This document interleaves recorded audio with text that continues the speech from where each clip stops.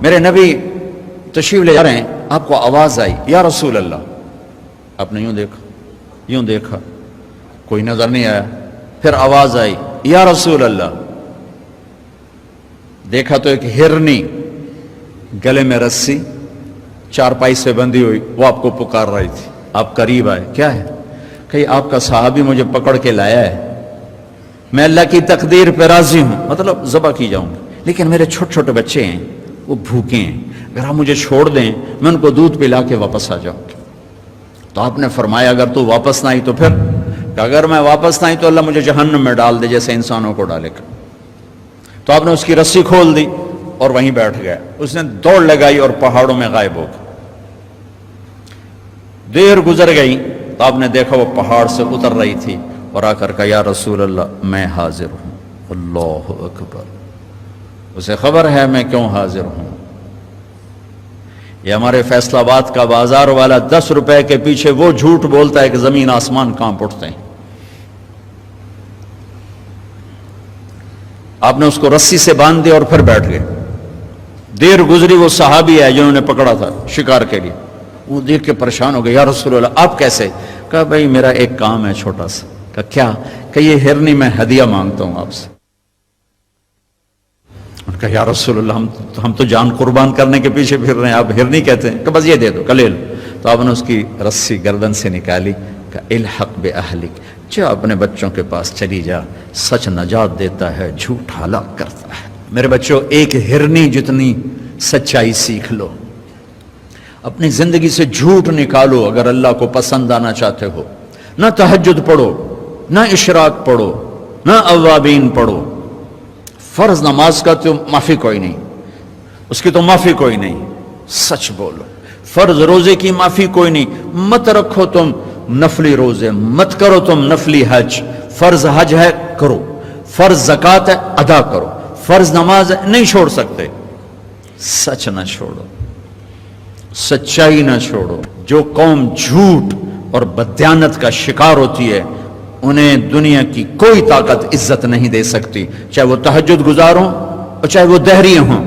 اور جو قوم سچ اور امانت پہ کھڑی ہو جاتی ہے انہیں کوئی شے ذلیل نہیں کر سکتی، چاہے وہ ایمان والے ہوں اور چاہے وہ 360 پتھروں کے پجاری ہوں۔ اپنی زندگی سے جھوٹ نکال دو اللہ کے واسطے۔ لمبی چوڑی بندگی ہے، میں نے فرض کے لیے تو میرے پاس کوئی چوائس کوئی نہیں کہ چلو اے کر لو تو اے نہ کرو۔ فرض تو فرض ہے، اس سے تو میں نکل نہیں سکتا، نہ آپ نکل سکتے ہیں۔ لیکن میرے عزیزو سچے بن جاؤ، سچے بن جاؤ، دیانتدار بن جاؤ، دیانتدار بن جاؤ۔ جو وقت یونیورسٹی کا ہے اس میں اگر آپ اپنے کام پہ جا رہے ہیں تو یہ آپ بددیانتی ہے۔ یہ خیانت صرف یہ نہیں کہ تم نے پیسے میں خیانت کی، ٹائم کی خیانت ہے۔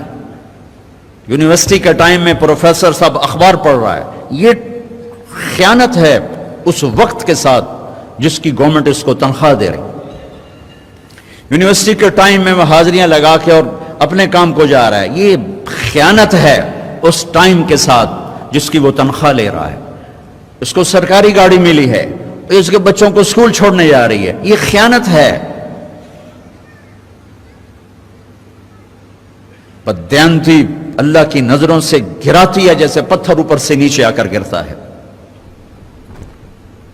اور دیانت آدمی کو لے جاتی ہے 7 آسمان عرشوں تک پہنچا دیتی ہے دیانتداری۔ جو ٹائم یونیورسٹی کا مقرر ہے اس سے اگر آپ گھنٹہ لیٹ آ رہے ہو، آپ نے 1 گھنٹے کی خیانت کی ہے۔ خیانت صرف پیسے جوڑ مارنے کو نہیں کہتے۔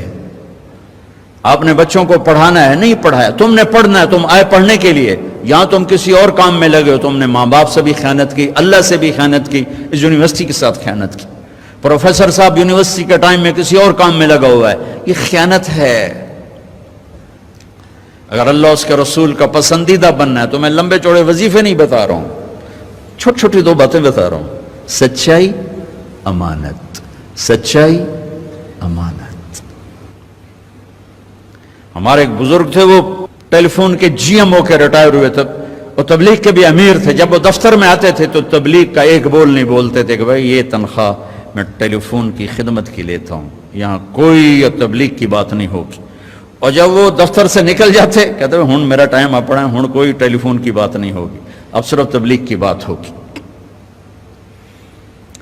میرے بچوں، بددیانتی نے ہمیں زیرو کر دیا ہے۔ یہ تو ایک اجتماعی زندگی کے لحاظ سے میں کہہ رہا ہوں۔